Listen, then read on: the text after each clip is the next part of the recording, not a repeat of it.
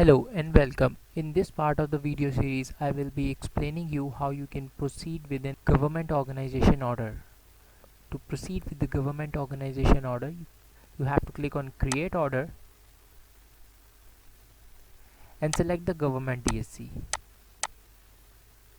Select the paperless option and then again you will find two options to proceed further. First one for authorized signatory and second one for employee. I will quickly fill in the necessary details and proceed further.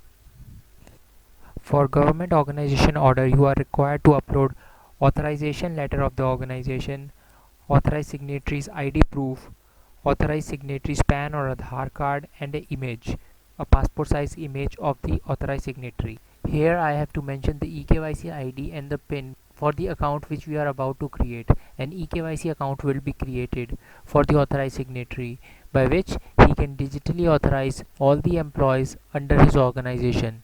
GSTN here is optional. You can enter this to auto fetch the company's name, otherwise you can mention the company's name manually. Employee code is a code provided by the organization to an employee. This is unique for each employee under an organization. You can mention that employee code here for creating the eKYC account.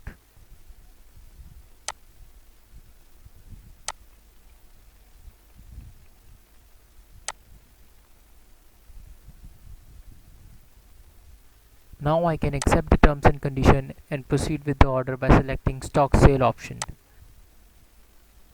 I can upload the photo of the applicant by clicking on upload button here. This is a sample image which I am uploading. Also, I can use the photo resize tool to resize the image to the appropriate size and then upload it into the upload applicant photo option. If I want to upload the documents for the authorized signatory, I can upload it from here.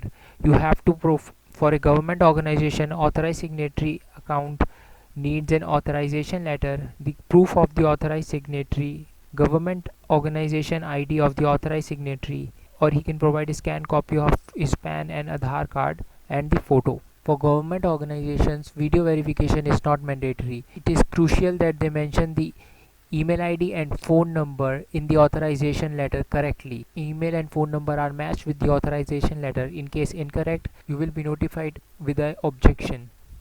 After completing all these steps, the order is ready for verification. We can send this order in chat and support so that our approval team can provide you the quick and instant approvals of your order. Now we will proceed further for creating an order of an government employee. I will again go back to the create order option and select the appropriate DSC which is required for the individual of government.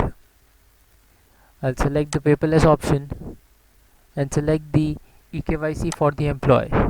Here you have to mention the eKYC ID of the authorized signatory.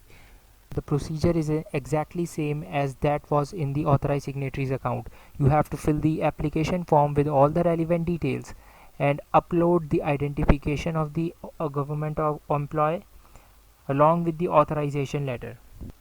This is the complete step for eKYC account creation of an government order. Thank you for watching this video and I'll see you in the next.